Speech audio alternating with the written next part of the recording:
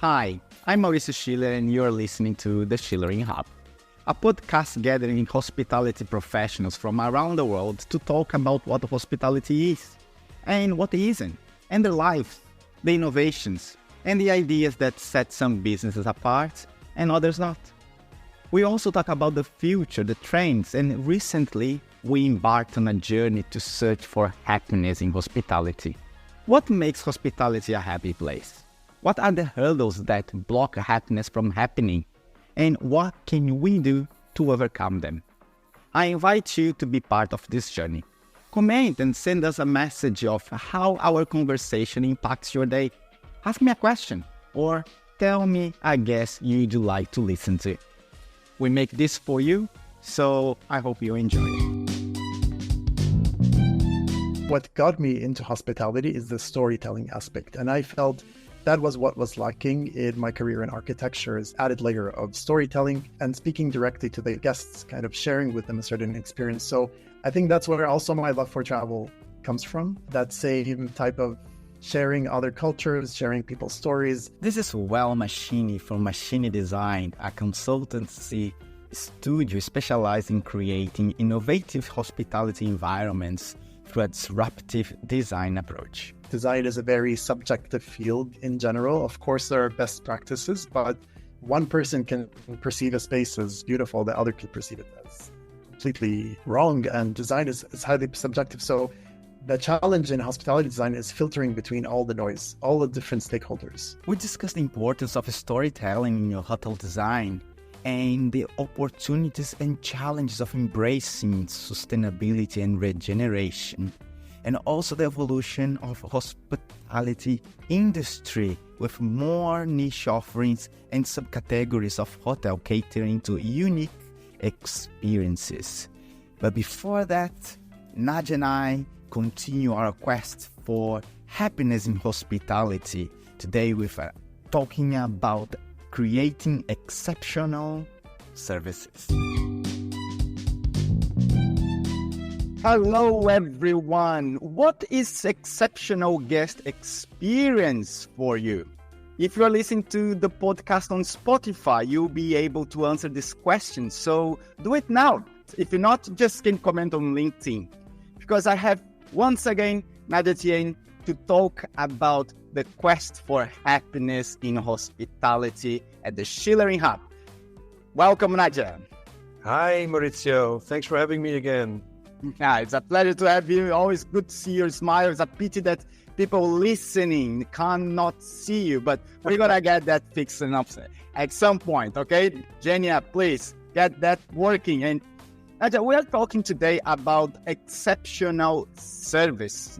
And for guests, like what guests are looking as truly exceptional service in hospitality, I need to think about actually me as a guest, right? Like what I want to when I go to somewhere to feel like I'm always looking for being like recognized. I like to, if I arrive at a restaurant or a hotel, that when I arrive there, someone actually recognizes I'm there. And I like to be welcome. Like there is a motivation behind them to help me to feel that I'm in the right place, in the right city, and I have things to do. They are in control of my experience. And that this behavior also goes across, right? Like when I explain, like last time I was in Gran Canaria and I was in the Emilia Hotel, and it was a great experience. Everywhere I went, everyone smiled. And was from the housekeeping or the waiters or the chefs in the breakfast room, everyone was smiling, was helpful. And I was feeling that I was part of that family. I was part of being welcome there. It feels like being in a friend's house, right? And another thing that I think that is really important is that like my expectations for the place are met, right? Like that I'm buying something and I'm getting that or beyond what I paid for.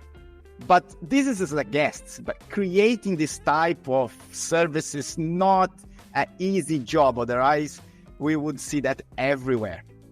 So what are the key characteristics of exceptional hospitality service to you, Nah-Dja Tien? Well, one of the things that I have in my head is that you have a no friction stay, with everything from the moment that you book until that you leave. And then during that exceptional stay, you have a few wow moments that really makes you think. And I've been scratching my head for a while, Mauricio, because whatever I did in the past, I opened up many hotels, and 3 of them, they made it to number 1 on TripAdvisor, which means that you're outperforming the whole market wherever you are in guest satisfaction, guest reviews, and only to grow into that algorithm of TripAdvisor and Booking.com means that you constantly deliver better service and is better rewarded by the guests than any other hotel. And I want to put a formula to that. Of course, you need to know what you sell. You need to know what your customers might want. And if you basically go out of your way to get these things correct, and it has to start with the general manager, right? It's the general manager that needs to push it down. But if you get out of your way to get those things correct, then you're already very much on the way. And I read somewhere it's one of those basic truths. If you don't have happy employees, then it's going to be very difficult to give exceptional service. No matter how many SOPs you throw at your staff. So it's all interlinked. And those hotels that I was able to open up, I did things differently. I hired people on, the ability to give exceptional service by themselves. It's much easier to hire somebody that already has, service in their manners, in their way, maybe how they're raised by their parents, than to take somebody that doesn't have it and train them to do it. And is there something like specific that you could repeat in each one of these hotels that always worked? Some little secret there? Is that like, I don't know, it could be the guest experience, but it could also be a type of technology or something very new that they wouldn't be expecting. Is there something there that you would do it? Well, when I designed the hotels, because I was lucky enough in my life to make hotels from zero. There was somebody that said, I had a building, what are we going to do with it? And one of the things that I always started with is beds. Because at the end, you go to a hotel to sleep. It's the one thing that you want most. If you have a good breakfast, a good dinner, maybe a spa or a swimming pool, those are other things. But so I would always put, big effort on beds. And I have also examples of what I want. I want to go into the bed completely naked and feel like somebody's hugging me, and it's just nice. That I love. So that is one thing. The next morning when you wake up, the breakfast should be nice as well. If the eggs are already on the buffet for 2 hours, because that's how it is, then they are blue and it's not nice to eat. So I always made a la carte breakfast. Small hotel, I have to say that as well. You know what I always did, Mauricio, to explain to anybody that wanted to work with me, the moment that you make a reservation, you start the journey, towards the hotel. When you arrive at the airport, somebody should stand there with a nice sign with your name perfectly written. You are organizing a surprise for your wife. So at arrival, the taxi driver already tells you, Mauricio, don't worry, everything is organized. What do? You completely relax because you know that somebody knows about it. The taxi driver calls the hotel, Mauricio is coming. By the time you come to the hotel, everybody says, hey, Mauricio, welcome. It's like, this is nice. You come to your room, you have this great bed with these soft sheets and everything is nice, clean. You have your breakfast the next day, you have your perfect cappuccinos, everything. And by the time you go back home, you say, I don't know what happened, but this was an amazing stay. Why? Because everything was without friction and everything worked.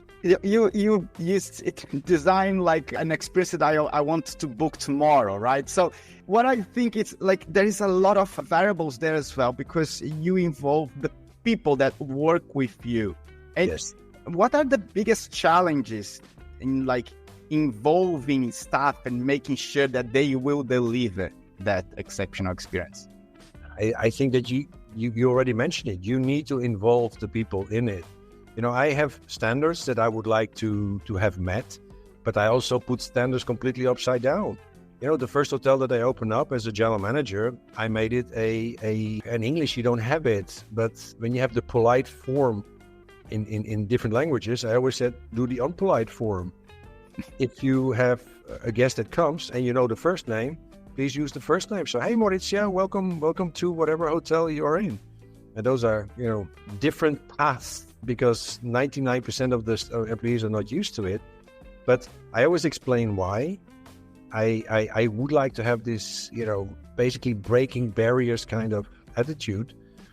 And once you explain the why, the questions come. And I need and want to have this interaction with my people so that when they do the questions, they can, you know, understand even more why, you know, certain things need to be done. But you need to give the people the feeling that they are safe, that they can ask the questions, and trying to make them understand that whatever they do, it is the right way forward with the procedures and everything else, but they need to understand it from their own hearts, not because I say so. And then you come to a whole different level of service. And look, when you're saying now, like you're talking about people and said about first name, and it reminds me a little bit of the technology, because nowadays, like I get a lot of of introductions to tech companies and they describe the products. And the way that they describe is basically that as a hotel, you can collect data in every touch point, and then you can design this customer experience according to the segmentation that you put them, and then you can mark them. But when you go to reality, it doesn't work quite as the vendors sold, right? Like there are lots of API connections that here doesn't work, or maybe the touch points are not well designed. Another thing is, one thing is collect data. The second thing is analyzing the data and taking action on it. So how you that create that experience before all this tech surge use an untech way to collect this data and get people to recognize their stuff, and what you could tell to the hoteliers today? Now, you know, technology is definitely on its way to become amazing. I have a feeling we're not there yet, but you know, every time that you come to a hotel and somebody says, hello, Mauricio, nice to meet you. This is what you started the podcast with. You know, you feel immediately, hey, somebody recognizes me and I feel important. Now, that technology will bring, you know, at a certain moment, the AI will just figure out with LinkedIn and whatever, and at check-in, you will get automatically a photo of the person that, you know, wherever social media it comes from. And if the staff is properly trained, then it's magical. You know, hello, Mauricio, how are you? You know, one of the technology companies, one of the managers came into my hotel once, and I did not have this technology, but I had a very clever receptionist at the time. Yeah, because there were X amount of check-ins left. There was a big queue, and she knew that there was only one single traveler that arrived. And of course, she knew his name as well. And when he checked in, there was a big queue. He was tired and all that, but the receptionist, it was prepaid. She said, here you go, here's your card. And she knew exactly who he was, used his name. And he still, until this day, you know, 15 years later, is using this as an example of this wow moment. Okay, how the hell did they know? Yeah. So basically, it's like practicing the attention to detail. Would that be a big secret in providing that exceptional service? I think because attention to detail is always important. Yeah, but many hotels don't have the luxury to go really into those details. You know, if you have a hotel that charges, you know, a very big amount of money per night, and that amount allows you to give the exceptional service because you have more people per person, you have better technology per person, yeah, that all works. But there's average thousands of other hotels that don't have this luxury. They can't play with the average rate on a daily basis. So I would find a few things that are important. And my case is very simple. When I became general manager of my first hotel, it was a privately owned business. I really scratched behind my ear and I said, will I just copy everything that I've learned in the last 10 years, the way that hotels are operating for the last 100 years? And the answer was no, I will not do that. Yeah, and then I decided to buy one of the best beds you can buy in a hotel. People were sleeping so well that they woke up at 2 o'clock in the afternoon. I had many guests, they didn't make their checkout. They just overslept. But it also became then, okay, if you wake up at 2 o'clock in the afternoon, you still want breakfast or maybe lunch. So I said, okay, you want lunch or breakfast? It's fine. So I created 24 hours a day breakfast. And those are exceptional things that if your operations allow, it really creates a wow effect. So, yeah. So regardless if you can have the tech or not, being guest-centric is the heart of hospitality, right? Yeah, absolutely.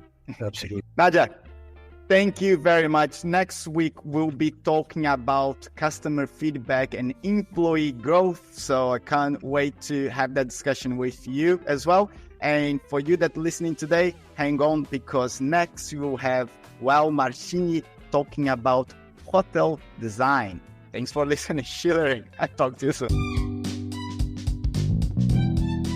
Hello, hospitality, and welcome back to another episode of the Schulering Hub, Talking Hospitality. I'm your host, Mauricio. Schiller, with the weird accent, but one day you'll figure it out why. And today I have with me the founder of Mashini, a design company for hospitalities. Wäel Mashini. Sorry if I missed your name again. Welcome to the show. Thank you, Mauricio. You got it this time, actually. You are natural from Jordan. You've been living in New York for quite some time. Now you are based in Amsterdam. And in our previous chat, you said that you almost gave it all up when it came to design and architecture. Tell me this story, please. Yes, that's right. It's a long story, and without getting into too many details, but after 5 years of architecture school, I was so ready, and I can imagine many architecture students face this. They're so ready to jump into practice and start working. But then soon enough, you start to get disenfranchised by how disconnected practice is from what you're studying. What you're studying is very concept driven, and practice is, practical, and there are other factors that you don't take into consideration. So with that said, I started practicing as an architect over 10 years ago, and soon enough, after a few years into my career, I was disenfranchised by the industry, and I wasn't really sure. I was feeling a little bit unmotivated, let's say, by my career, having worked in corporate and a design company. And that's when I made the switch to hospitality design. And I think, like I mentioned to you, it really ignited something within me that, got me more excited about the industry. And yeah, haven't looked back since. Like, how did it happen? How did the hospitality fall to you? Yeah, so I started my career in Jordan, then quickly moved to New York, and also was working in architecture there. And then my last project at this well-known architecture firm was actually a restaurant. And that piqued my interest. It got me interested more into hospitality design, but also in the interior world. It's quite different. And I have to admit, at the time, a lot of architects, look down at interior design or interior architecture as decoration and, almost from a place of superiority. So I was quite hesitant at the beginning making the switch, but once I tried basically my first attempt at hospitality design, I was all in, and I decided to make the switch into a company that specializes in hospitality design. And that's when I joined Rockwell Group in New York and started really my career focusing purely on hospitality. That's so awesome. It's so cool how hospitality seems to grab people instead of like people going for it. It's such a cool thing. I noticed that you are actually an avid traveler as well, right? You like to travel a lot. And do you use that as an opportunity to explore a little bit of the designs around the world? How does travel help you? Yes. So, I mean, really, to be fair, what got me into hospitality is the storytelling aspect. And I felt that was what was lacking in my career in architecture, is having this added layer of storytelling and speaking directly to the guests, kind of sharing with them a certain experience. So I think that's where also my love for travel comes from, that same type of sharing other cultures, sharing people's stories. So yes, I absolutely love to travel. And about 2 years ago, after After living in New York for 8 years, I decided to take a sabbatical. I traveled to about 20 countries and just decided to make this almost my own self-paced research, where over the year I was just experiencing hospitality around the world. I was doing remote work at the time and, decided to really dive into different cultures and places. So let me see if I understand that well. You took basically a gap time to just travel around and visit 20 countries to do a kind of research while enjoying and working as a nomad. Pretty much, yeah. Basically. How was that? It was an incredible experience. I'm sure, that's it was, especially coming out of the pandemic, I realized that there is this, people were calling it revenge travel. Everyone wanted to travel. Everyone wanted to go experience the world after being cooped up in our homes for 2 years. So that was also one of the factors, of course, but it was an incredible experience. And it showed me how much there is in the world, how, there's so many different ways to share hospitality, to design hotels, to experience different places. So it was one of, if not the best experience so far. Yeah. And you just told me about what captivates you the most there in the design of hospitality was the storytelling. So you could incorporate that storytelling into your work.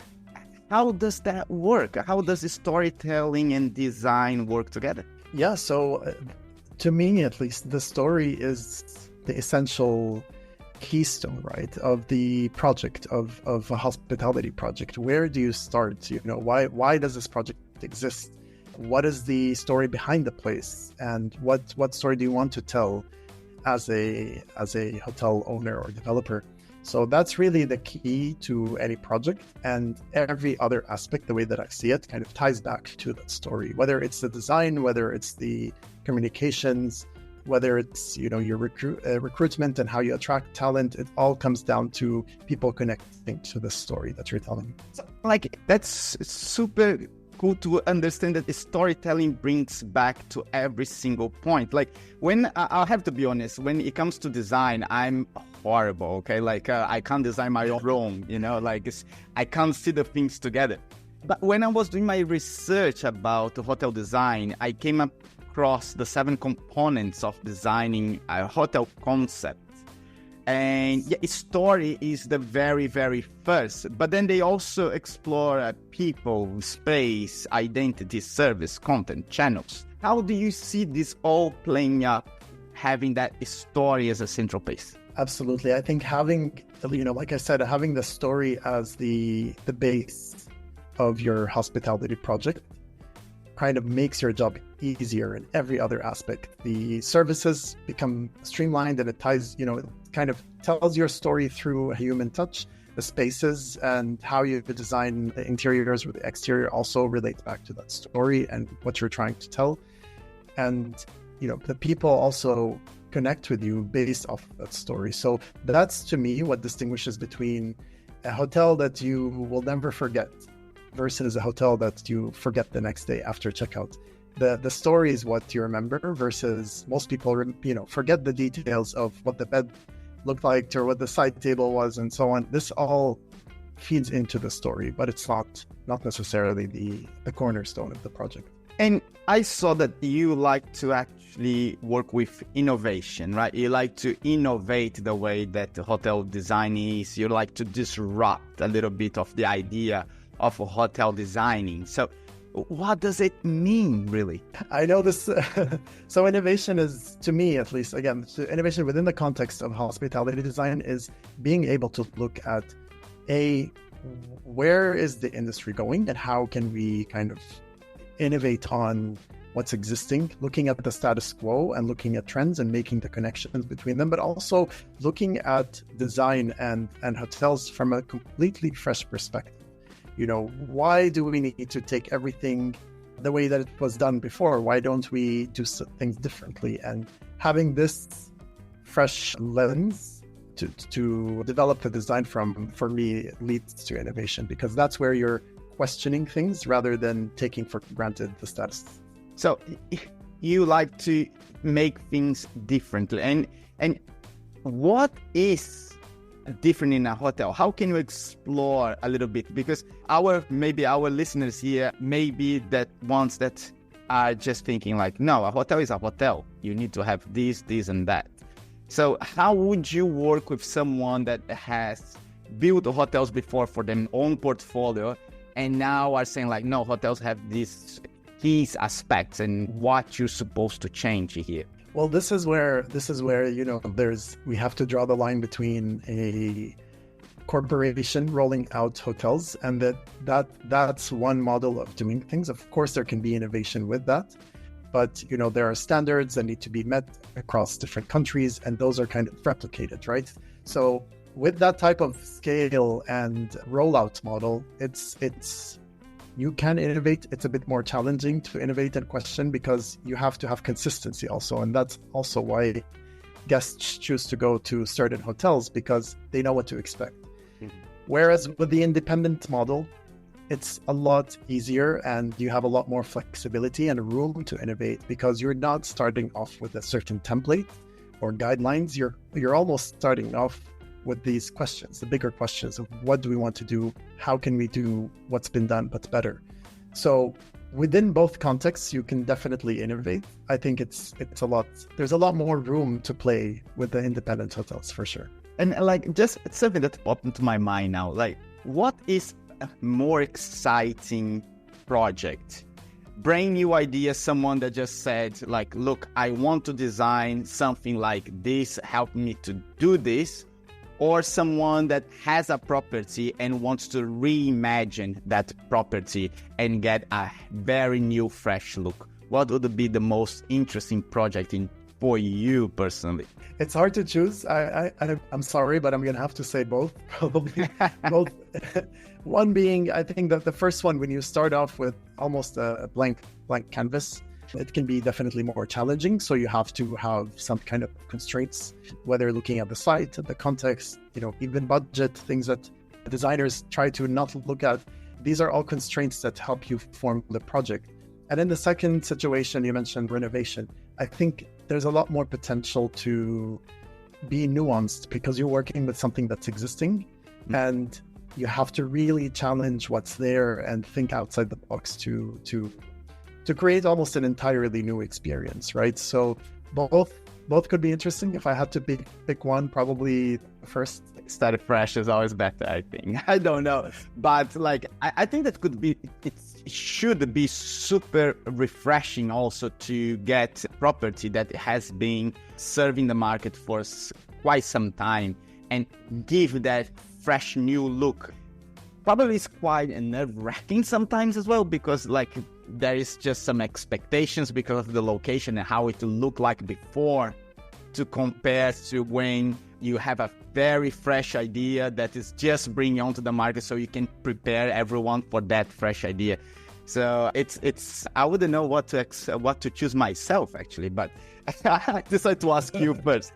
And like how sustainability has been playing up with hotel design, because it is a buzzword. A lot of people are talking about, a lot of people are concerned, and it should be already in the project of building hotels. So how has it influenced this hotel design today? Yeah, so sustainability, I mean, it is a buzzword, of course, and I think it can be sometimes thrown around lightly. I think within the context of hospitality, the responsibility of who needs to be the champion for sustainability within a hotel development is traditionally on the architect, right? So there are certain requirements that sometimes a building has to meet, such as LEED or BREEAM and so on, and these certifications guide you to general aspects of sustainability. But I think we really need to start as an industry to move past sustainability and more into regeneration, because sustainability is speaking to sustaining what's currently happening, which is not that great climate-wise, right? So regeneration is improving or leaving a place better than when you arrive. So I think that's the conversation we need to start to have. And on another note, they're having worked in different types of projects, especially in the United States, where sustainability is I would say less important than it is in Europe. Now, living in the Netherlands, almost every project is truly sustainable. And in the US, I saw there was some companies were greenwashing and just using sustainability for marketing tactics rather than actually having an authentic strategy towards sustainability. I think slowly we're going to see that in order to raise funds or in order to get funding, these ESG requirements, which include sustainability, will become a must over the next 5 to 10 years. These are becoming a must in order for hotels to get the funding that they need to continue developing. And what's the biggest challenge of incorporating sustainability into the hotel design? Where is the gold mine and where is the challenge? The challenge is, there are many challenges, but at least from my perspective, the challenge is that the more sustainable or regenerative approach is not necessarily the one that cost effective. So sometimes sustainability does have a price tag and it can be higher, not always, but it can be higher than the counterpart, which is, using uncertified wood or using building techniques that are not sustainable and so on. So with that, it really comes down to who holds this responsibility towards the sustainability. Because if it's left up to the asset managers and so on, some people are looking at a spreadsheet and making decisions of sustainability like that. And then if it's left up to the designers, there are many different type of guidance. So really, who is the champion for sustainability in a hospitality project? I think that's going to be something that we need to answer as an industry. I don't know the answer myself, and start to actually have a lot more transparency around this subject as well. Yeah, I see it as it goes back to the storytelling, right? Like if the hotel introduces sustainability, introduces the environment into their storytelling, and this is something that they sell, then it makes sense to go that extra mile and invest that extra money into become a very sustainable design, right? And probably if they're just doing some greenwashing and using sustainability as the buzzword just to tick the ones that they must tick, or just to try to create a little selling touch points here and there, then they will be analyzing the spreadsheet and making the decisions and maybe even cheat on what they do and what they sell. Well, absolutely, that's true. Absolutely. Yes. And to your point, when you're incorporating sustainability or regeneration into the storytelling, that is a key aspect that guests connect to, that can enhance marketing, that can enhance employee recruitment and retention and so on, working for an ethical company. But at the same time, that cannot be the only reason why hospitality developers choose the more sustainable route or the greener route. That cannot be the only reason. It needs to there needs to be some level of compliance that is given, like I said, I think from funding at a funding level, at an early stage level, that's going to be critical for hoteliers to actually get the funding that they need to develop the properties. So it's more than just a marketing tactic at this point. And I think the guests are aware of that, and more people, and even, the public sector and government agencies are aware of that as well. So there's going to be a lot more policy around it, and it's exciting to see actually how that pans out. It amazes me when I see a hotel that says we don't clean your room every day or don't wash your towels every day because they're sustainable. Even up to the guests. Who is selling? And look, how is the process of working with hotel designer for anyone that hasn't done that before? It's an amazing process that, to see a vision, to see initial sketches. And I've done this a lot in my work, where I'd go back, 3 years ago when the project was just starting, or 2 years when the project was just starting, and to see the really initial sketches and the initial plans on tracing paper of what, as designers, we were envisioning and how the hotel project actually turned out.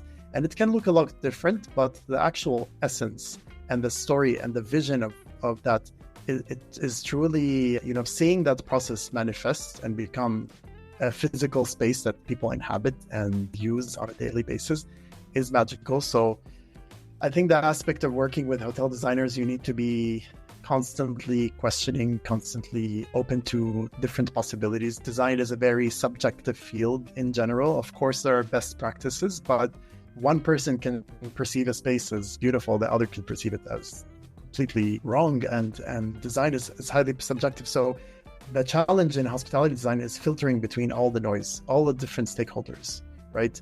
You have ownership groups, you have brands, you have the operators and the designers and engineers and architects and so on. So all of these stakeholders have their different opinions and they have something to say, and everyone kind of wants to steer the project in a different direction. So being able to filter between all of this noise and guide the project and make sure that whatever is moving the needle is actually happening, that's, I think, the biggest challenge in hospitality.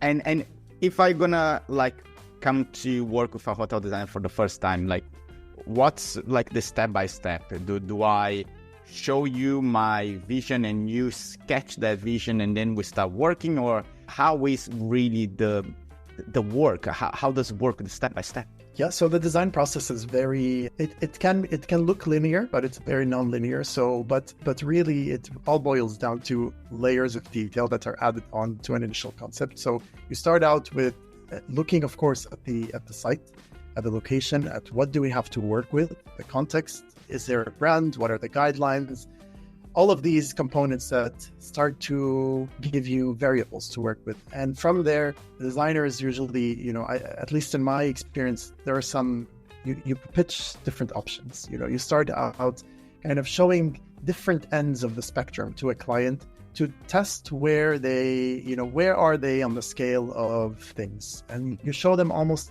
options that are completely opposite to each other to try and land somewhere. And that's the initial phase. Once you've landed somewhere on a concept, on a vision, and then the process after that is taking it and making it work and detailing it. And if you're not familiar with the architecture and design industry, we work basically in phases. So you start out with a concept, typically, then that gets developed into a schematic design, then design development, and then you end up with a construction drawing set, and that's really what goes to get built. So it's a series of stages, and all of these stages are additional layers and details that are added to the initial concept. And what's the biggest challenge for the designers during this process? I would say the biggest challenge for the designers is not losing that initial vision, because, like I said, there are so many factors that come into play. The fun part is over at the concept, really, because that's when you're able to dream. But after that point, reality starts to kick in, and engineers start to tell you, how are we going to make this work? There are timelines that need to be met. There's budget that needs to be met, sustainability requirements, and so on. So how do all of these factors come into play without changing that initial vision? I think that's going to be the biggest challenge. And I think that's what sets apart a great designer from a designer that kind of lets their vision become diluted by all these other factors. And one question that I'd love to know your opinion on that, but what do you see more, beauty or practicalness? It's practical, the room's practical, or it's beauty? Which side of the spectrum? For me personally?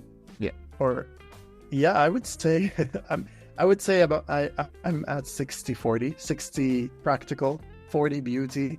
Just, with my training, I was a designer for a big part of my career, but I was also a project manager, making sure that the practical side has to work.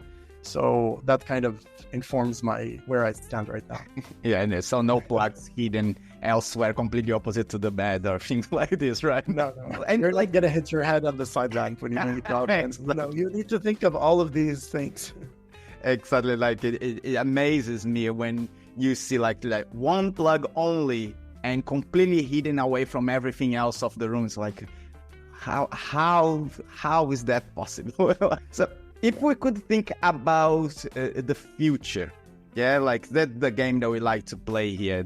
How do you see where we're going into hospitality or even in design of hotels for the next decade? Yeah, I love this question because no one really knows and we're all just guessing, right? So my guess would be that the industry will continue to be fragmented, and there will continue to be more and more subcategories in the hospitality industry. And what I mean by that is when companies like Airbnb came into play, over 15 years ago or 14 years ago, that everyone thought that hotels are dead and that's it. But all it did was create more options for the guest.